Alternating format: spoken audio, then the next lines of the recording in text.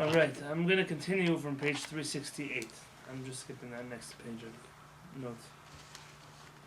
368. Maran writes at the top of the page. Shachach ve'achal v'lo berach hamotzi. Somebody forgot to make a blessing of hamotzi. And they went to wash their hands. They sat at the table. They got carried away in reading a book. I don't know what they were doing, singing songs. They started eating without making hamotzi. Im niskar b'toch ha'seuda. If he remembered while he was still eating his meal, mevarech, he says hamotzi again. Or not again. He says hamotzi for the first time. V'im lo niskar ad shegamar seudato eino mevarech. But if he didn't remember till the end of his meal, he doesn't say hamotzi. So in a situation where someone forgets to make hamotzi and they started eating bread and food and everything else, if they still are in the middle of the meal, they can make a hamotzi and eat more bread. But if they already finished the meal, they don't make a hamotzi again. 368. Let's look at the notes here at the bottom. Im shachach levarech b'kat hamotzi, where it says chaf hey. You see that? The third paragraph. Im shachach levarech b'kat hamotzi. If a person forgot to make a hamotzi,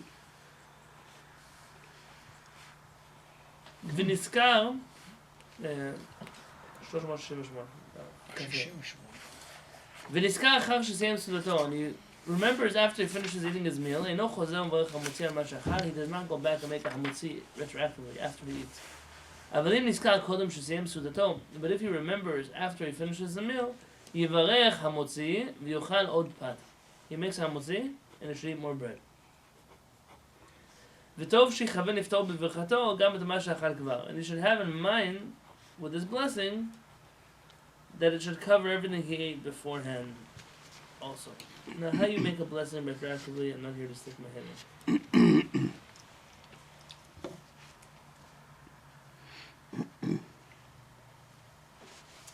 The top is page 369.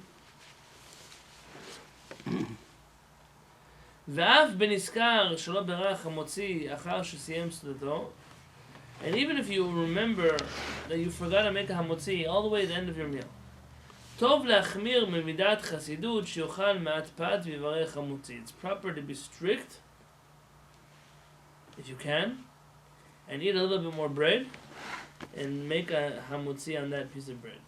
It's the same as the last paragraph. And this is different. This is saying that if you finish eating the meal, Yeah. you don't have to make a hamotzi, right? Because you already missed the Erev Ne'ilah. Right. Here it's saying if you finish eating your meal, you should try to find more bread and make a hamotzi and eat bread. Again, I'm not sure. Is it trying to cover you retroactively, or you're trying to cover you for the missing bracha? You say? Oh, that's right. So on the last one, the last paragraph, it said that you should make a blessing and eat more. But I guess that's if you're not quite finished yet. That's if you're not finished yet. Okay. Here's if you're finished yet, you should try to eat some more.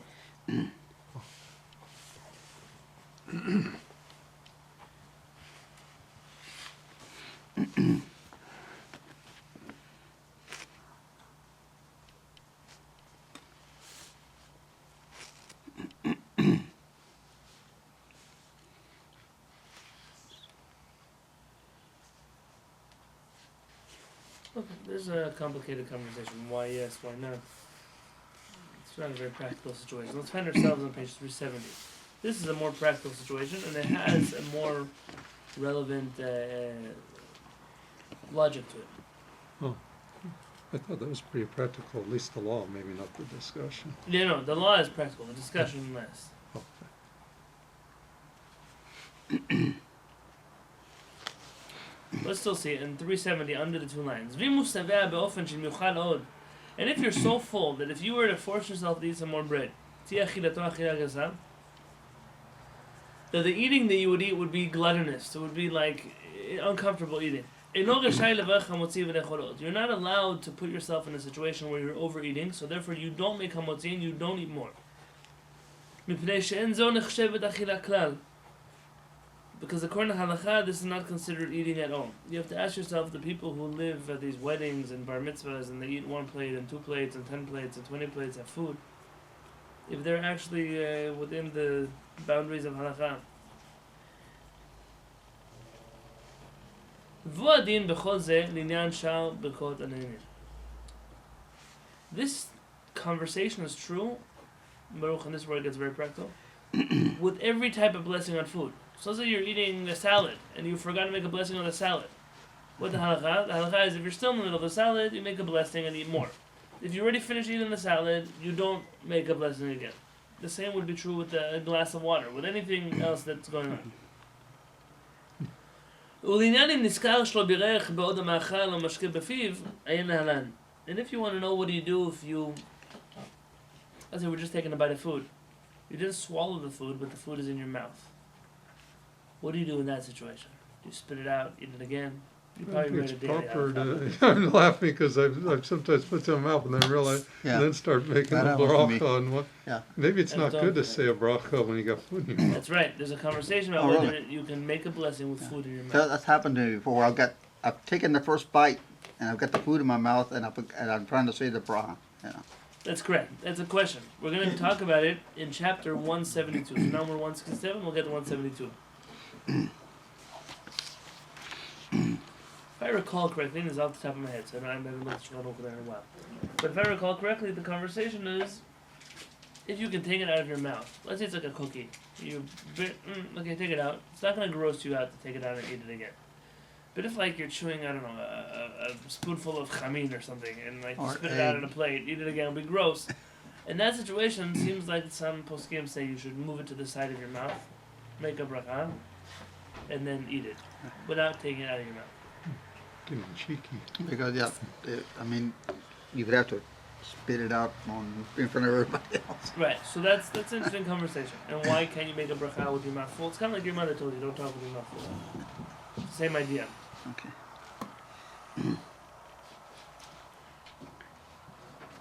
Now let's get to halakha tet. Halakha tet is an interesting question because it has to do with rules that you know. Im hu misupak, on top of the two lines in bold, Maran writes. If you are misupak, in doubt. Im berach hamotzi, im lav. Whether you made the blessing of hamotzi or you didn't make the blessing of hamotzi. So you're not sure whether or not you made a blessing of hamotzi. Then you don't. Im lav, eno chozer u'varech. You don't go back and make a blessing. Meaning, you don't repeat a blessing if you are not sure if you said it or not. How is this situation different than the one we just read? Well, before you knew for sure. Before you now knew for sure, don't. and therefore you for sure had an obligation to go back and make a blessing. Here, you're not sure if you made a blessing. It's bad. So now the question is, do you make the blessing or do you not make the blessing, correct? So you don't when you're in doubt. It's a situation of doubt. Let's weigh this in our head. On one hand, if I eat without a blessing, which prohibition am I violating? Biblical, rabbinic, custom? Rabbinic. Rabbinic.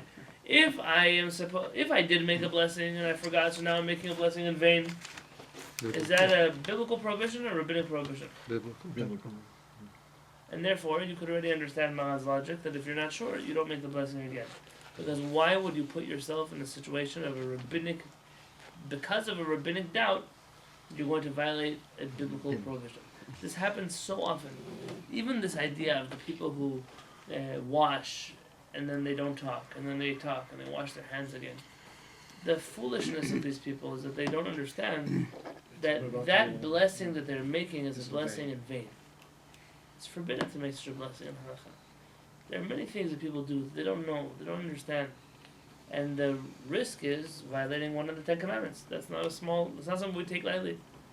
Let's look here at Chavav. It's under the two lines, middle of the page. Im hu misupak, if you are in doubt. Im berach b'kat hamotzi or lo, if you made the hamotzi or not. Eno chozer v'varech b'safek, you don't go back and make a blessing out of doubt, like just to cover your bases. Mipnei sheberkat hamotzi m'darabanan, because the blessing on food is rabbinic. All the blessings, maybe with the exception of one, but all the blessings are rabbinic. If you put on a talit, wearing tefillin is a biblical commandment or a rabbinic commandment? Biblical. Biblical. Making a blessing on tefillin? Rabbinic. Rabbinic. What about V'chota v'savata v'rachta? There's a biblical commandment. You're right. Yeah. Birkat Hamazon. I said there's actually maybe one, maybe two. Aside from, but most people who are doing Birkat Hamazon, I know most, many people are not necessarily satisfied. They just ate a meal. Depends who you are. Depends what kind of food you eat. So the bracha after. The bracha after food, if you're not satisfied, but you ate a required amount to make an after blessing, that obligation is only rabbinic. So that's based on the savata. Yeah, very good. Not all Birkat Hamazons are equal, Interesting. which then can have a fascinating conversation about whether or not, let's say you were not satisfied with a meal, but you ate enough bread. Can you do the Birkat Hamazon for somebody else who was satisfied? Because they're obligated on a biblical level. You're only obligated on a rabbinic level. That's fascinating. Not all Birkat Hamazons are equal. That's right. Not There's all a line to created equal. remember. וכלל גדול בידינו, שספק ברכות נקל. We have a big rule in our hand. The rule is that when you're in doubt as to when you make a blessing or not, you don't make a blessing. ספק. When you have a ספק, you don't make a blessing. ואינו רשאי להחמיר על עצמו לברך בספק. And when in a situation of doubt, you're not allowed to be strict on yourself and force yourself to make a blessing. You can't say, you know what, I'll risk it. You can't risk it. You're not allowed to do such a thing in halakha.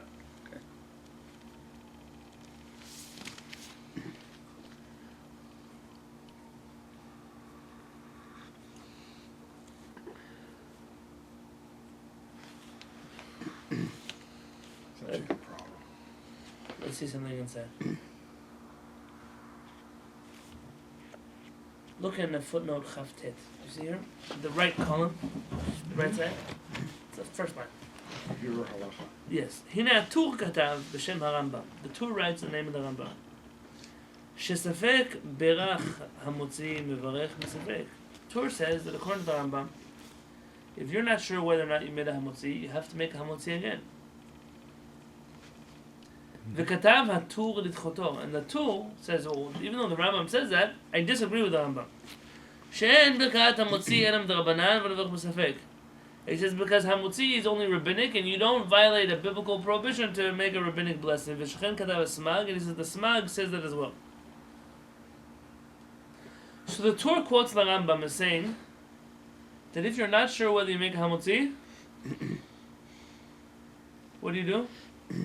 You make it. You make it. And then what does the Tur do? He contradicts He it. contradicts the Rambam. Who does Maran rule like? Like the Rambam? No. Maran says you don't make a blessing again. Here you learn a very important lesson in life, and that is don't always trust someone's opponent about what they said. The Tur doesn't agree with the Rambam. You want to know what the Rambam says? Don't listen to the Tur when the Tur quotes the Rambam. Go look in the Rambam yourself. By the way, very often when people are debating other people, they will present themselves as, I'll tell you what my opponents say and here's my response back. Don't engage in those conversations. It's much easier for someone's opponent to say, I'll tell you what they say. But they're not being honest about what that person says. Very often you find the historians that deal with machlokot in the Jewish community. If it's the Rambam and everyone else, if it's the Ramchal and everyone else, there's whatever machlokot we had in the Jewish community, you find that people are almost always trusting the attackers as to what the original person was being attacked said, without verifying if checking. that's actually what they said. Fact check. It's important. I know in today's world of fact checking, it's not an ideal for many people, but it's important to check. It's perspectivism. I cannot tell you how many times today, when people send me things, you can't believe whatever people send you. I have to start Googling things. Did it really happen? Is it really true? Baruch Hashem, more often than not, I'm not the first person to ask this question. Then you find out everyone's a liar. It seems that people get stuff in perspectivism, which means that if this type of thinking means this is true, this type of thinking means also this is true, and then so on and so on, and then people get stuck because Talmudic logic is not that way. Well, there's an argument in the Talmud whether from the lack of something being said can you infer what was said, or is it not necessarily true? There's an argument among the poskim whether you can infer from things that are omitted. Not everyone agrees, and oftentimes you'll see that's what happens. People are projecting their understanding of something onto other people. I'll give you an example for this. I'm writing now an article on Hallel and Yom Ha'atzmaut. So in making a list of Chachamim who agreed whether you should say Hallel and Yom Ha'atzmaut or not, somebody quoted a Yemenite rabbi who said, well, this Yemenite rabbi said you can't say Hallel with a blessing. And therefore, all the rabbis who said you can't say Hallel with a blessing on Yom Ha'atzmaut, really, they didn't believe it was such an important thing to say Hallel and Yom Ha'atzmaut. Meaning, they didn't consider it to be that obligatory, or they would have said to make a blessing.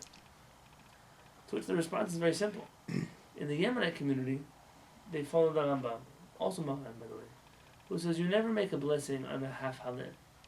In which case, if on Rosh Chodesh, the Yemenite community doesn't make a blessing on half Hallel, how could they possibly make a blessing on Hallel on Yom Ha'atzmaut? It has nothing to do with how Zionistic or not Zionistic the rabbi was. You have to read his opinion in context of the halachot which he follows. But people don't do that. People assume that if this rabbi doesn't tick the boxes that I needed to tick, then he wasn't a Zionist. It's a mistake. Someone doesn't know how to think. So here, Exactly what I'm talking Ulam Maran HaBet Yosef. Look 4 lines down, end of the line. Ulam Maran, but Maran HaBet Yosef, and the Bet Yosef Katav, he writes, שנוסחה משובשת נזדמנה לטור ברמב"ם. That the Tur had a נוסחה משובשת.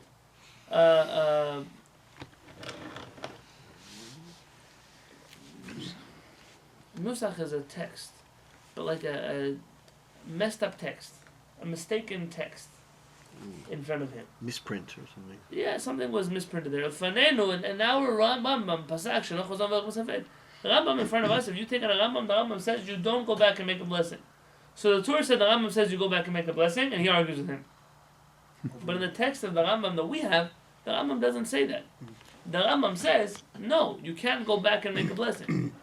So everything the Tur brought to argue on the Rambam is actually not correct. Mistake.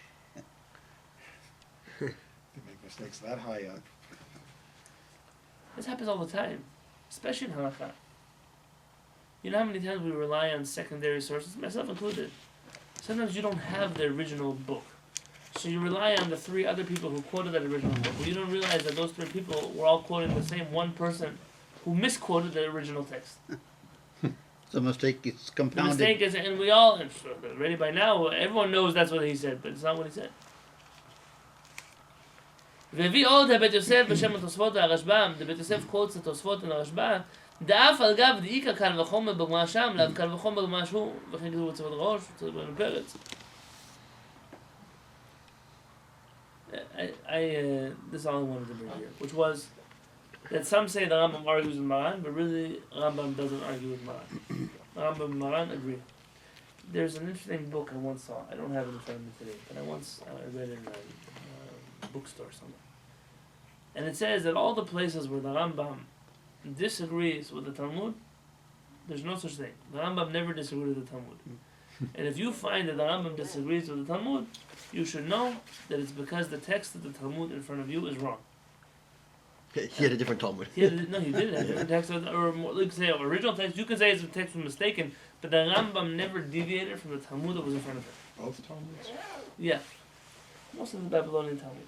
But either we find that it's us who have the mistake, meaning we're the ones with the mistaken text, and that's why we're assuming the Rambam is wrong with the Talmud. Or you could say the Rambam had a mistaken text. I don't want to say that, but this is more often than not where you find the problems. The machlokot are not always real. Like I told you, so much of the brisker Torah is the Rambam says one thing here and one thing over there, and how does he contradict himself in the same book? And then they write books and books and books and essays. They're shulim, entire rabbi shulim. Tzvei dinim and the Rambam. There's 2 different Rambams. There's the Rambam was attacking it from this angle over here, and they're attacking it from that angle over there. It's incredible mental gymnastics. And then you find that when the Yemenite Jews came with the handwritten manuscripts of the Rambam to Israel, the Rambam was consistent in both places. He said the same thing. It was a misprint in Vilna, and that created books and books and books. You know, we have even in the Sephardic, the Ben Ish Chai, the Ben Ish Chai saw that the rabbis in Europe were using this word yortzeit, and he figured it must be some Kabbalistic term, yortzeit. He didn't know yortzeit just meant the day of the year that a person passes. Yeah, year. And so he wrote some 100 Kabbalistic interpretations of the word yortzeit, like ancient Kabbalah behind yortzeit. The gematria of yortzeit, the acronym of yortzeit, and it makes you wonder, you know, sometimes you have to ask yourself what came first, the chicken or the egg. Like what then you find out later your side is just a German word, it's a Yiddish word. It doesn't mean anything more than that. And how do you come up with so much Kabbalah over something that's not Kabbalistic at all? Oh no. Whoops. Oops. They once say a story, but Rosh Yeshiva, it happened to be Pesach fell out on a Saturday night. The biggest halachic dilemma of Pesach falling out on a Saturday night is how do you eat Sudah Shishit? Because you have to have a third meal in the afternoon. It's already too late to eat chametz, so you can't have bread. And it's too early to eat matzah. You're not allowed to eat matzah on the eve of Pesach. That whole custom of not eating matzah 30 days for Pesach is a custom. But the day of Pesach, the eve of Pesach, it's forbidden according to halakha to eat matzah. Chachamim prohibited it. And so what do? So some say you take matzot and you fry them or you change their form, like Rav Ovadia Yosef suggests that. I mean, you make the matzah in such a way that it's kosher enough to be not chametz, but not kosher enough to be used for Pesach, for the seder. You'd have to fry it before Shabbat. to do Correct, that. It correct. would You have be to fry it pretty- before Shabbat. Pretty bad. Some say, what can you do? You just eat fruits and vegetables and fish and rely on those opinions who say you don't have to eat bread, but those are minority opinions. Some say you have to try to eat both meals very early in the day, but then there's the risk of being a glutton, and that means, like remember we said, that if you're a glutton, that doesn't count for a meal. Also with Sudat Shishit, if you force yourself to eat a meal, then it's not considered a meal in Hanukkah. You don't get a mitzvah for it. In many places, they would do the morning. They would eat the first meal of the day, and then beer katamazon, and then eat Suda Shishit. Right? That's a forbidden in Hanukkah to do like that. I've seen that done. I'm sure you've seen it done. Maran, yeah, if you want to do this thing, you have to go Yes, walk it's- around the neighborhood for an hour. Go do something in between. You theoretically could say you pray at 6, you finish praying at 8, so you have a meal at 8:30, then at 10 o'clock, half an hour before Chametz, you have your stash sheet. Okay, maybe, but not right away, not back to back. One of the first smicha text I today was on this halacha. I don't know what. So there was a famous Rosh Yeshiva who said, there's an opinion you can rely on that says that if you study words of Torah and you're a Talmid Chacham and you appreciate words of Torah, you can eat words of Torah for Sudat Shishit. Rav Ovadia Yosef has a conversation about this, whether or not you can give, whether two Torah scholars can give each other mishloach manot by sending each other divrei Torah. Because Torah is considered nourishing. He rules you can't, not with mishloach manot. But this rabbi felt that you can rely on the opinion that you could eat Torah for Sudat Shishit, meaning you could learn Torah. So he gave an entire shiur of Torah. He was sitting by the Pesach Seder, and one of his students came over and said, Rabbi, you said about Torah earlier, I have a question. He asked him the question, based on the Gemara that it says over there. And this rabbi turned white. He says, what you just did? He said, you destroyed my whole class, which means that now, retroactively, we didn't eat Sudat Shishit. We lost out on Sudat Shishit. You have to be... Sure. Yeah, sometimes you have to know what you're relying on when you follow halachot. Don't believe everything everyone told you. Sometimes people write a lot, and it doesn't actually have any basis. Our parents brought down in one of his books, on the laws of studying Torah. He brings down the grandson of the Gaon of Vilna. He once met a Chacham, and he said, this Chacham asked him, what was so special about your grandfather, the Gaon of Vilna? He said, my grandfather, you want to know what's so special? Was the way he thought. He said, yeah, give me an example. I'll give you an example. He said, in one place in the Mishnah, it says, on the 11th, the 12th, the 13th, the 14th, the 15th of the calendar. And in that Mishnah, it says, the 14th, the 15th, but not the 11th, the 12th, and the 13th. Tell me what's the difference in those two Mishnayot. He says, give me a day, I'll come back. Came back one day, it's a whole hour of an answer. He says, still your answer is not as good as my grandfather's answer.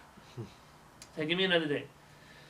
Day 2 he came back with 3 hours of a chidush, an explanation why the two Mishnayot have different dates. And he says, no, that's a good answer, but it was not as good as my grandfather's answer. He says, okay, give me one last chance. He comes back, he gives him an answer. Listen, if this is not the right answer, I don't know what to tell you. He said, yeah, that's a nice answer, but it's not the right answer. My grandfather had a much better answer than yours. He said, what's your grandfather's answer? He said, go, bring me the book. He brings me the book. He says, in both Mishnayot, they have the same exact dates. Sometimes the best answer, the Gaon of Vilna, his brilliance was to actually look at the text before you philosophize over it. So many people philosophize over a text, but they don't actually look at the words that are in front of you. is that one also said the 11 to 12 and 13 to 14 to 15. That was the great answer of the Golden Gilman. Love it. Same date. Page 371.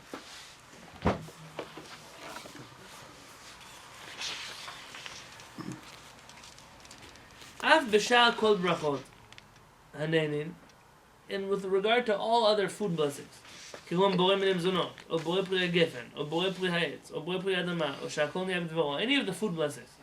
אם מסופק אם ברך או לא ברך, if you're not sure if you bless or not, You don't. או שנתעורר לא ספק אחר אם יצא ידי חובת הברכה, or there's some other thing that came up, you're not sure if you fulfilled the obligation of that blessing, אינו רשאי לחזור לברך מספק, you're not allowed to go back and make a blessing again. You're not sure if you made a blessing on your cup of tea, don't bless. You're not sure if you made a blessing on your blueberries, don't bless. Whatever it is you're eating, it doesn't make a difference. If you're not sure you made the blessing, you don't go back and make a blessing. Why?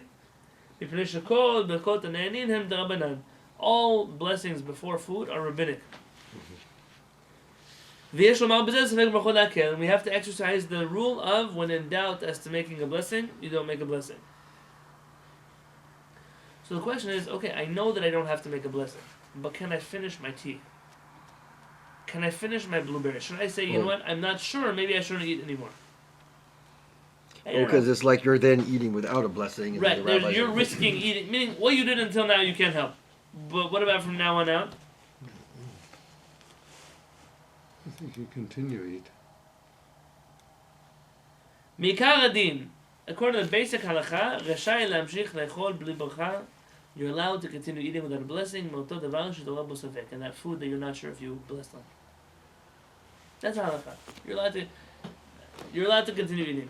Umikol makom, but nonetheless, kivan shamu chazal, because our rabbis say in Masechet Berachot, page 35, kol hanehena me'olam hazeh b'lo bracha, anybody who enjoys from this world without a blessing first, ki'ilu ma'al b'kodshei shamayim, as if he, let's translate it loosely, as if he stole from Hashem. Can you say an after bracha and then say the bracha again? I'm sure that we're going to ask that question. That's a good question. It doesn't say it, that's right. My assumption is yes, they don't have what to do with each other. This is only happens to me all the time. I think a lot of people. I'm sure. And because it could be considered stealing from Hashem, לכן אם אפשר הדבר הנכון שישמע הברכה מאחר, ויכוון צדק חובה מספק. It's proper if you can to hear the blessing from somebody else. What bracha is the blueberries? Ha'etz. Ha'etz. Let's say Zev's about to eat an apple. He says, do you mind, when you eat that apple, you're going to make ha'etz? Have me in mind for your ha'etz. The worst case scenario, I answered amen. And there's nothing wrong with answering amen. Best case scenario, you said a ha'etz for me and I didn't make a ha'etz, so then it counts for me for my blueberries. But it's not an obligation. It's only if you can and you have someone around. It'd be an interesting question if you're required to pay someone to do that. How far do you go?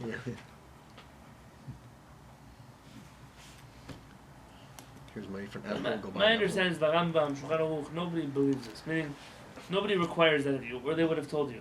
The fact that they tell you not to go back and bless, they don't say don't go back and bless, but also don't eat.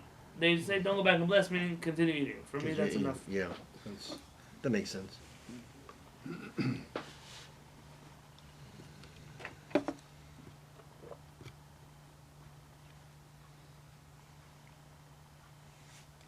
The Kaf HaChaim brings down, and he says, if you can easily find someone to make a blessing for you, fine. But if not, you're not allowed to say, oh, you shouldn't eat from the food until you hear someone make another blessing. You can't even rule that way. It's against halakha to rule that way.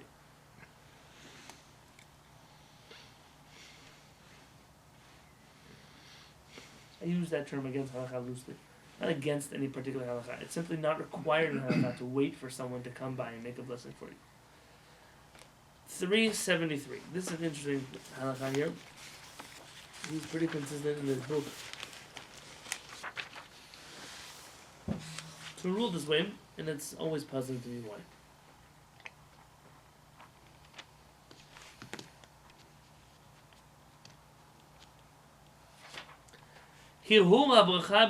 Let's say you don't know whether or not you made a blessing. So can you think about the blessing instead of saying it?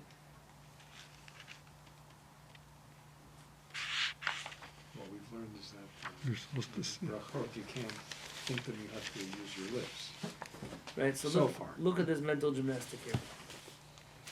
Im ratza b'makom safek. If you wanted in a situation of doubt, you're not sure you made a blessing. Laharher haberacha b'libo. You want to think about the blessing in your heart. Below shotzi b'sfatav, without saying it in your lips. Rashai lasot ken. You're allowed to do this. V'adrabah, to the contrary, tov lasot ken. It's a good thing to think the bracha. Ve'en lachush b'zeh l'isur b'cha sh'atzacha, and you don't have to be concerned about maybe you're saying a blessing in vain. Why? מפני שההלכה רווחת בידינו, there's a halakha that we have in our hands, הרהור לאו כדיבור דמי. The thinking about a blessing does not count as saying the blessing.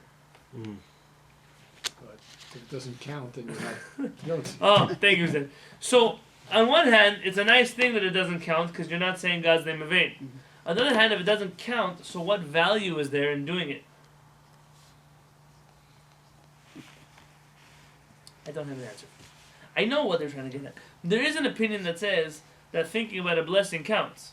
But we don't rule like that opinion. So why, if we rule like that opinion to get you off the hook for saying God's name in vain the second time, then it should also stay in effect with, it doesn't help you fulfill your obligation with this blessing. But It potentially opens Pandora's box for all kinds of things. this is the Ben Ish Chai rules like this, the Peleitz rules like this, a few Puskim. I don't understand. I never understood.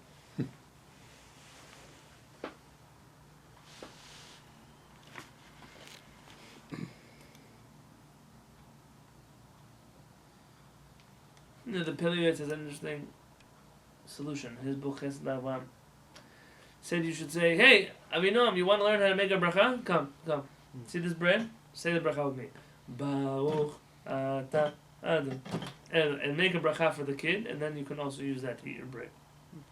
It's an interesting solution. We understand everyone's trying to jump through hoops here, when according to Maran and the Rambam, you don't have to make a blessing in the first place. You're in a situation of doubt. In a situation of doubt, you really don't have to do anything. You just eat. There's nothing. No, it's for the days.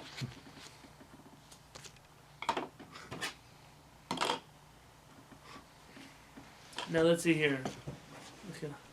Let's see here on page 374.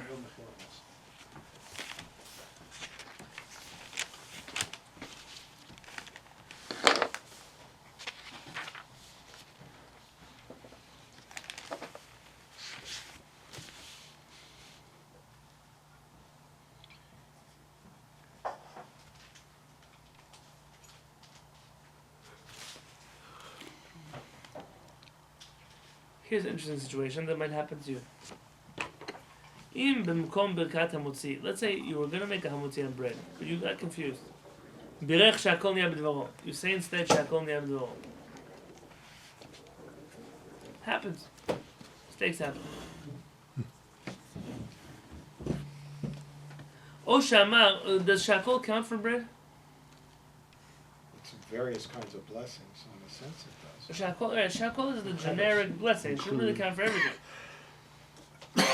O shamar, brich chamana malka mare dahaipata. Blessed is the merciful one, the king and master of this bread. This is a blessing, and they're just basically saying the bracha in Aramaic. Yeah? So if you said the blessing in English, how? We give thanks to God for bread. Our voices raised in song and prayer. It could be that little jingle over there. Happy chorus. It could be that little jingle That's why we counts don't for pray in hamotzi. English. It says Maran Yatza. Yatza. If you said a generic blessing, or you said just like, "Blessed is Hashem who owns this bread," you fulfilled your obligation of the blessing. Then you have the long after bracha. Could you do shakol first and then do birkat hamazon? Yes. Yeah. So now we're going to have a whole section about confusing blessings. Like what happens if you make one blessing for another blessing. Okay, so that's Well, exciting. confusing. Chavtet, under the two lines on page 374. Im birach alapat birkat shakol niyah b'dvaro. If you make a blessing on the bread of shakol niyah b'dvaro, b'kom birkat hamotzi min haaretz, instead of hamotzi Yatsa yedei chovato b'di'avad, you fulfilled your obligation after the fact. You're not supposed to make a shakol on bread, but if you did, ve'ino chozem varech, and you don't go back and make the blessing. Meaning, it was enough that you don't go back and make the blessing. Really, what Maran is trying to clarify here, there's an argument in the Gemara Masechet Brachot. Some say that shakol only works on things like carrots or tomatoes or fish, but on bread and wine, two very important, they're heavyweight foods, they're important foods. Shakol doesn't work on it. Maran here is clearly ruling against that opinion of the Gemara, and he's ruling that it does count. B'diavad, not intentionally, but if unintentionally you made a shakol instead of hamotzi, you don't go back and make a blessing. Halacha lamed.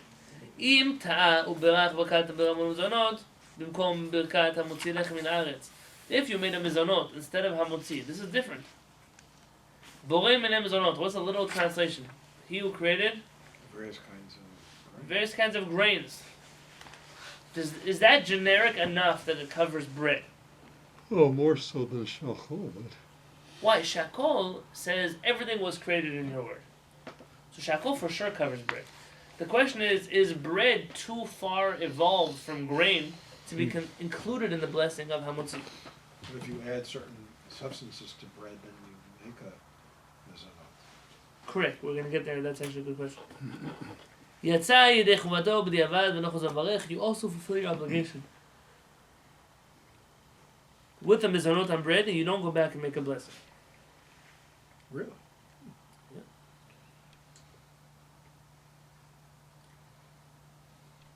Of course, so the washing doesn't come into this. You have to wash. What if you ate the bread when you forgot to wash? Is that covered also?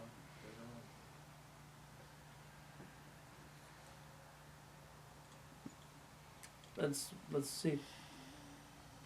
It's like the people who have the pita and they put it in the paper so they don't have to wash Right. things. That doesn't really help them though. You know why Jews are so afraid of washing? Why? I don't know, they're afraid of washing. Yeah, why are Jews always trying to get out of washing bread? They're always trying to find mizonot rolls. They're always trying to say this is not really bread. Because they want to say a longer kind of a zone. They're afraid of Birkat Hamazon. Oh. Jews are afraid of Birkat Hamazon. That's why we have the short one. The short one is the real one. Understand? Yeah. The other one is the long one. There is the real one and the long one, not the real one and the short one. Make sense? I've been to meals where some of the long ones take a half an hour. Open Sefaria. Click Halacha.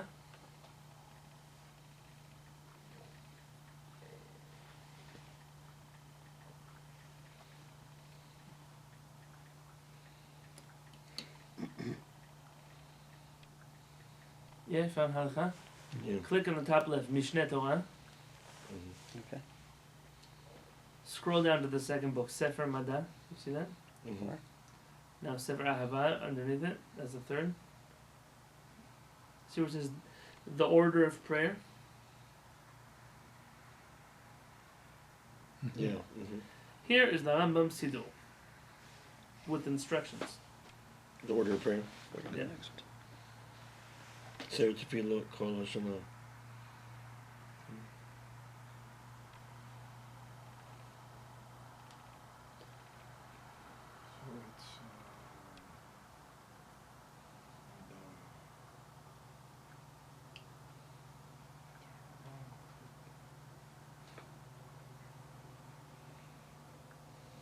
So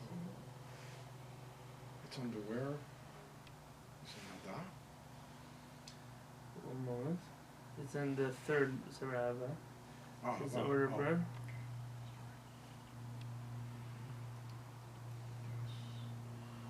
It disappeared.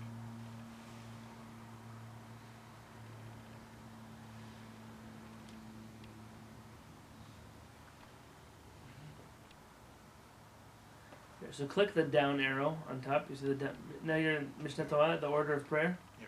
Click the down arrow on top, and go to chapter 5. There's no chapter 5. Basically, go to chapter 4 and scroll down past chapter 4. There is a chapter 5, it's just hiding.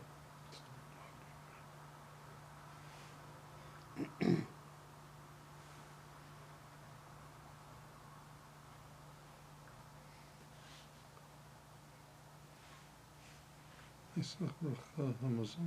Yeah, you found it? Nisach.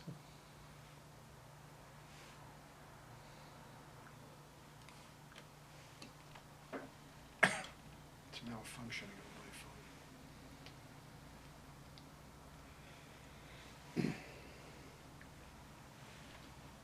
It won't load. Well, hold on. So go X, click X, and just scroll down. And I can't find it. I don't want to load on my phone. And then close out the app and try it again. So this is the Rambam's Birkat Hamazon. You see this? What'd you click on? I didn't. It's one paragraph. Or something in there. Okay. The Mishnah Torah. Then what?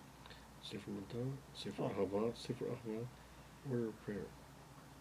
Oh, Well, order there's prayer. somebody's going on with this Sefer, it's like it's basically not going where it's supposed to go, it just basically bombs out. Yeah. Huh. Yeah. It does Are you guys bother using me. the app or the website? Well, I mean, Yeah. it didn't happen to me, but it's happened to Using the Raphael. app. Yeah. Let's reboot, So this is his Birkat Hamazon. Baruch I Ata got it. Hashem, I need to close it. אלוקינו מלך העולם. הזן את העולם כולו בטובו, בחן, בחסד וברחמים, ומפרנס Now את I הכל. need to close it. Marlon, come, there's a chair here.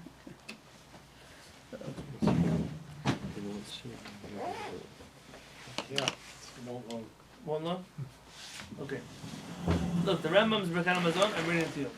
You have to do this. ברוך אתה השם אלוקינו מלך העולם, הזן את העולם כולו בטובו, בחן, בחסד וברחמים, ומפרנס הכל, כאמור פותח את ידיך ומשביח כל רצון, ומכין מזון לכל בדם אשר ברא, ברוך אתה השם, והזן את הכל. End of one blessing. נודה לך השם אלוקינו ולברכך מלכנו כי הנחלת את אבותינו ארץ עמדת טובה ורחבה ברית ורעת שלנו מארץ מצרים והובדלנו בית עבדים והתורה שלנו והבחיר ורצונך שלנו על כולם. השם אלוקינו אנחנו מודים לך ומברכים שמך כאמור באחת ובאחת תורת השם אלוקיך על הצורה שנה לך ברוך אתה השם על הארץ והמזון אין. אחר מה שם אלוקי זרמך ויש להם ירח ויש לצון שמך כבודך ויש לבית לגרוב בזו שלך אשר מעליו מלכות בלבים שלך תחזרנו כהה ברם ימינו אין. ובני ירושלים בקרוב כאשר דיברת ברוך אתה השם בונה בחמה בית ירושלים אין. ברוך אתה השם אלוקים מלך העולם, הקל אבינו מלכנו אדינו ברינו ולנגשנו קדוש הקרוב והמלך הטוב וכל שבכל יום ויום גומלנו חן וחסד ורחמים וכל טוב אין. Now he has three harachamans. הרחמן ישבח גדול דורים, הרחמן יתבע לנצח נצחים, הרחמן יזדקן לימות המשיח ובית המקדש של העולם הבא. Then he says fill in the verses מגדול של מלכו, כפיר ברשו ויבוא, הודו להשם כי טוב, כי לעולם חסדו אין. That's the end of Birkat Hamazon. I printed it. This is not the short version. This is the only version. The original. This is the original version. Why isn't it in here? Because by the time from this till the Siddur evolved, A while that's what ago. we have. So imagine now you should know there's arguments about whether this text is accurate, have it got messed up in the years since. So we have some different editions. What am I doing? I have given you some Sephardic versions of the Birkat Hamazon. That's abridged, 2 different ones at least. I can post it again if you want in our classroom. The idea is people wouldn't be so afraid of making Hamosi if Birkat Hamazon took them literally 30 seconds. I don't think it's gonna do it. They would stop getting themselves into I don't questions remember of whether or not they're really washing, do they not wash, they eat enough bread, is a bagel really just a big Cheerio, is challah has so much sugar, that's why it's not a you're right, well then you shouldn't be using it for Shabbat. Yeah. You can't have a chocolate chip, marshmallow, fluff, cinnamon roll, challah, and then tell me it's still bread. There's got to be a limit to what's the difference between a challah and a babka? There has to be a difference. Sugar. They're both sugar. Well, very good. So then how can your challah have 17.5 cups of sugar? Right. That's a really good question. Okay. In my I mean, book- in what's my the book, difference? It's not bread, it's What's cake. the difference between the two? That's the whole point. But why don't you make a hamotzi on your honey cake then? If your honey challah for Rosh Hashanah is hamotzi, what's the difference between your honey cake and your honey challah?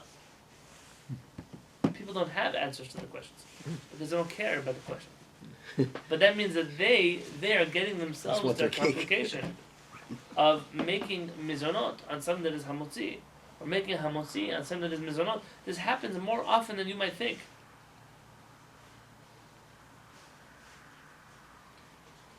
There's machlokes whether mizonot covers bread or not.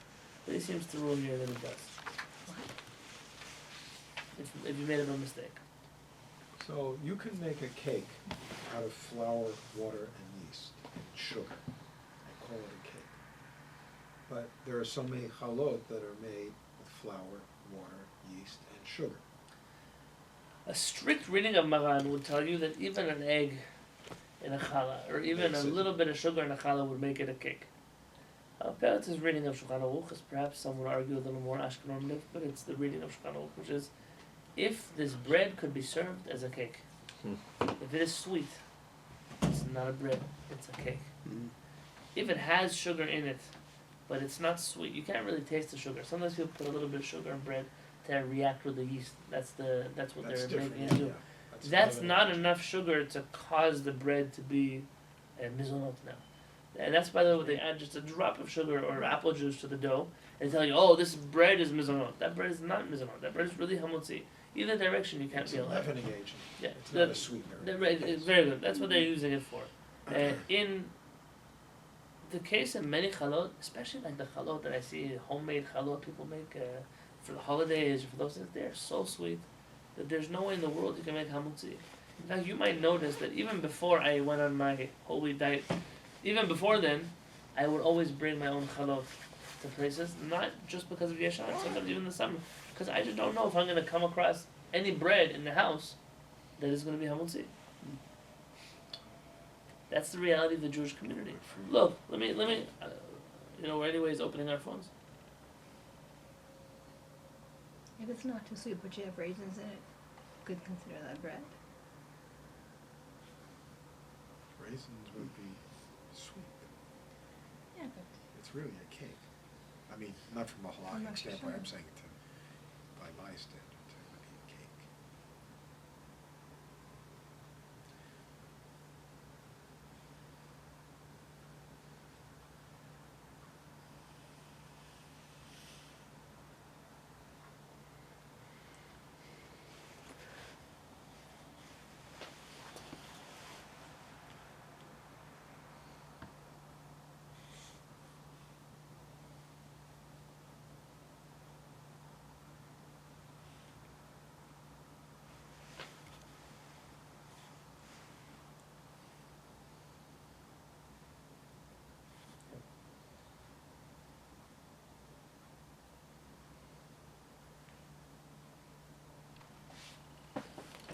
You have a recipe here that calls for.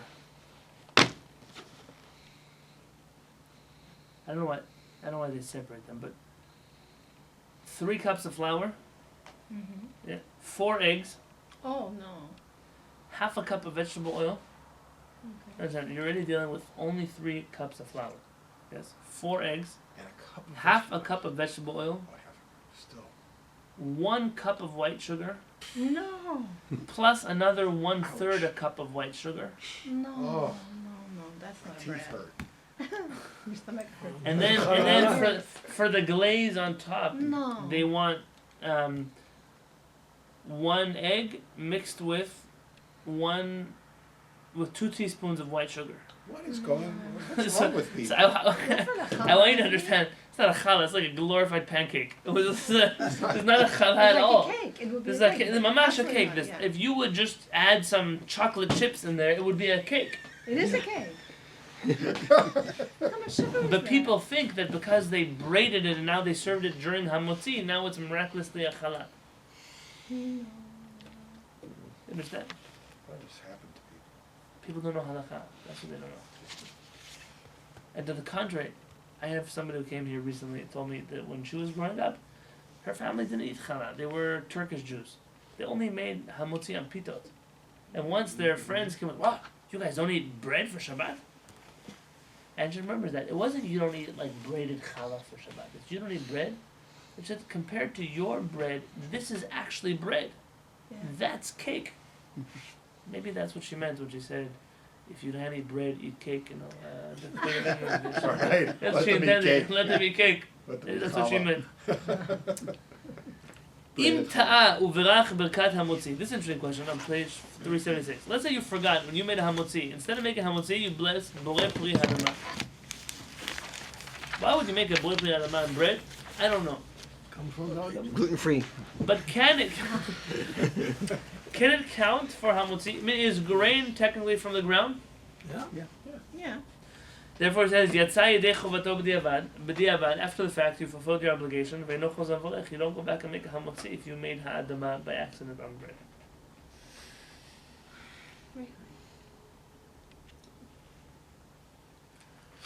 ובמקום שיש ספק בדבר אם לברך המוציא או בורא פרי אדמה, נכון יותר שיברך ברכת שהכל נהיה בדברו.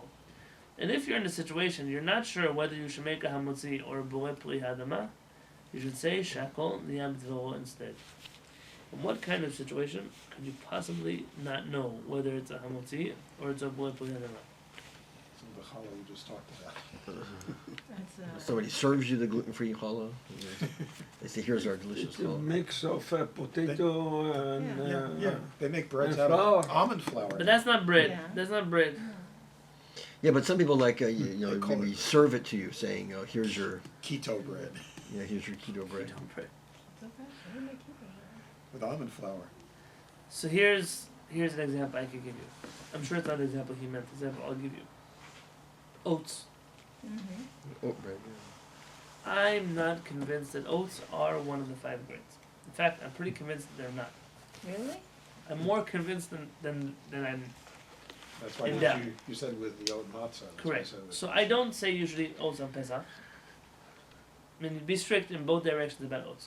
Don't eat oats on Pesach, but also don't use oat matzah on Pesach because it's probably not matzah. It's no different than potato matzah or carrot matzah or any other.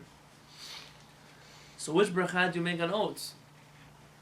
It would be wiser to make ha'adama on the oats or shakol on the oats, but not a mizonot or hamotzi on the oats. So what's the source of the problem? It seems that Rashi identifies oats as one of the 5 grains. Shibolet shu'al, he identifies the oats. Does the Rambam mention? No, the Rambam, who actually was in the land of Israel, identifies the 5 grains as, I could be confusing it, either as 2 species of wheat and 3 species of barley, or 3 species of wheat and 2 species of barley. Meaning the 5 grains that you know are not actually the 5 grains according to the law. Don't get scared now, I can't help you. I'm not going to be able to help you. You can go online, look for a professor at Yehuda Felix. He was, maybe still alive, I for sure was, a botanist in Eretz Israel, was an expert in the indigenous species of the land of Israel. And says you can't possibly have things as the 5 grains that are not indigenous to the land of Israel. It just doesn't work. Maybe they And we can positively identify the 5 grains that the Rambam mentions. And they're not the ones they taught you in Hebrew school. Mm. The problem is that Rashi, who doesn't at all live in Israel, he's in France, suggests, and this is what happens when you translate words. Translate oats to be shibolet shu'al. Now we get in a problem of what is the grain. Today, basically, what most rabbis will tell you is that it is the 5 grains. There are those rabbis who will tell you it's definitely not the 5 grains. Feel free to eat oats on Pesach. I'm not from that camp. And what I do feel is Jews have been eating oats for a long time and considering them to be chametz. I'm not telling you that in the power of the minhag you don't eat it, but just because of confusion's sake. I don't know. I don't have a clarity on this matter. You're dealing with a very big prohibition. But I'll tell you, I'm leaning about this a lot in Yashan season, for example. Oats. What's the big deal with oats? Oats not the same thing as the other grains. Or spelt? Spelt in this country, whether it works out, it's always Yashan. That's good. In this country. At least for now. That's one case where I can think of you're not sure whether you make hadama or hamotzi on bread, so you should make a shekel. Spelt or oats? Oh, so he doesn't say that. I'm suggesting that. Let's do one more halakha so we finish. Actually, no, there's no more.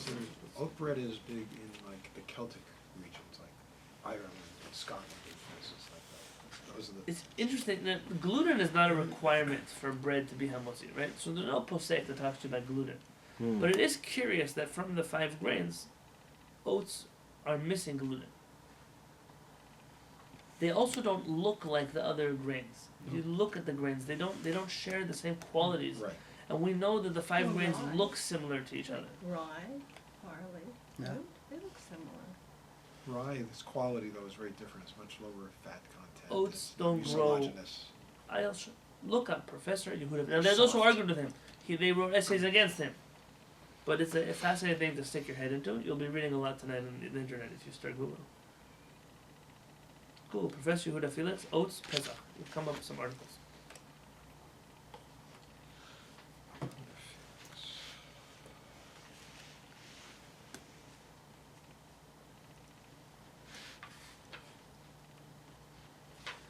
Let's do one more halakha for tonight. Page 377. Im ta'al berach b'kat borei pri ha'etz b'mkom b'kat ha'motzei minat. What if you make a ha'etz instead of ha'motzei? Does bread possibly fall into the category of things that grow on a tree? No. No. Lo yatzei dechavotov b'diavad. You don't fulfill your obligation. Even in the worst case scenario, it doesn't work. V'tzarich chazon v'rech. You have to go back and make a blessing.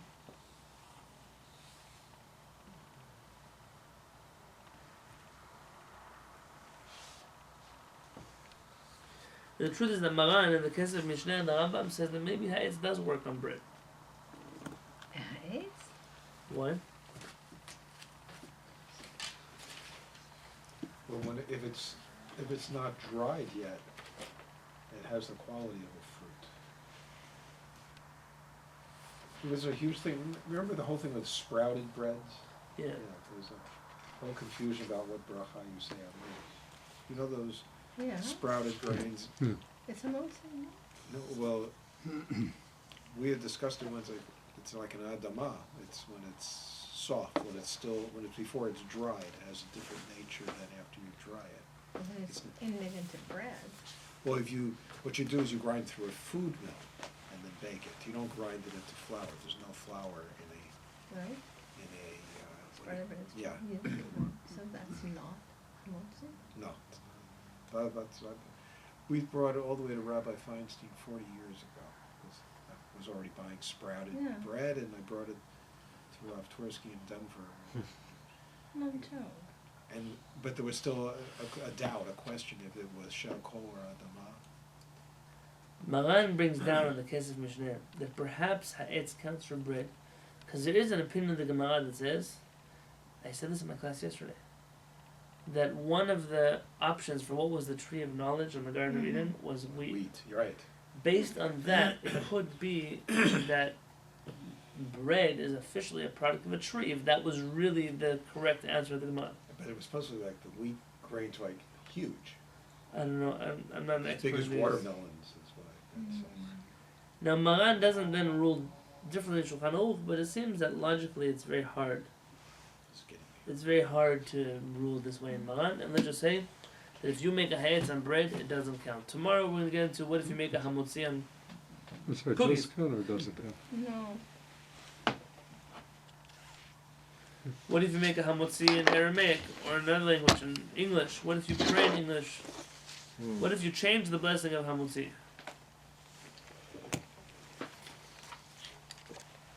There's a few questions that come up. We're going to finish those tomorrow. So.